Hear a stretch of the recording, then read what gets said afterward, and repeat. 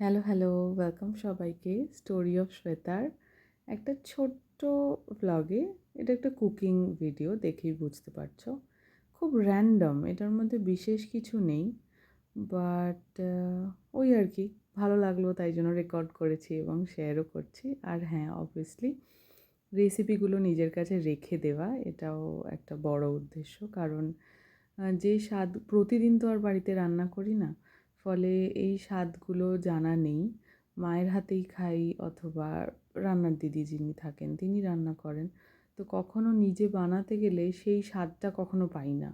মানে কারণ সাধারণত রান্না করি ইউটিউব দেখে, এবার যখন যে রান্নাটাই করতে যাই আর একটু অফ আইটেমগুলোই রান্না করি, একটা স্পেশাল কিছু বানালাম চিকেনের, একটা সুইট কিছু বানালাম। কিন্তু যে রোজকার যে খাবারগুলো ডাল ভাত মাছের ঝোল ডিমের ঝোল এই বেসিক আইটেমগুলো, এগুলোতে মায়ের স্বাদটা মানে যে স্বাদটায় ছোটো থেকে অভ্যস্ত হয়েছি সেই স্বাদটা পাওয়া ইজ আ থিং।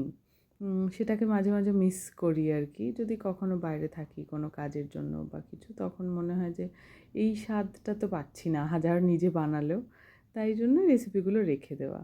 তো এটা একটা খুবই সাধারণ একটা দিন, জাস্ট ঘরে বসেছিলাম, বোর হচ্ছিলাম, এবং আমার খুব উদ্দেশ্য আছে, মানে আমার খুব অভ্যাস আছে আর কি।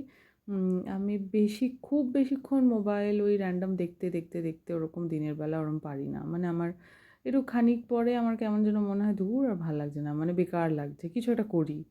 তো সেরকমই একটা দিন বৃষ্টি হচ্ছিল, তো মাকে এরকম বলছিলাম, যত উৎকুটুনি কাজগুলো টেনে বার করছিলাম, লাইক আলমারি পরিষ্কার করা, ফ্রিজ পরিষ্কার করব, বা জুতো রাখার একটা শেলফ সেটা খুব ময়লা হয়ে আছে সেটাকে পরিষ্কার করব, এবং এগুলো শুনলেই মা সাধারণত বলে, উফ না না ওখানে যাস না, ওই জায়গাগুলো আর কি ঝামেলার। সো ওখান থেকে আরও এই ধুলো হবে, ওটা ছড়াবে, ফ্রিজ পরিষ্কার করতে গেলে আগে ডিফ্রস্ট করতে হবে, জিনিস বের করতে হবে। সো মা অলওয়েজ সে কি দরকার নেই, ওটা করিস না, তুই মোবাইল দেখ, এরকম টাইপের।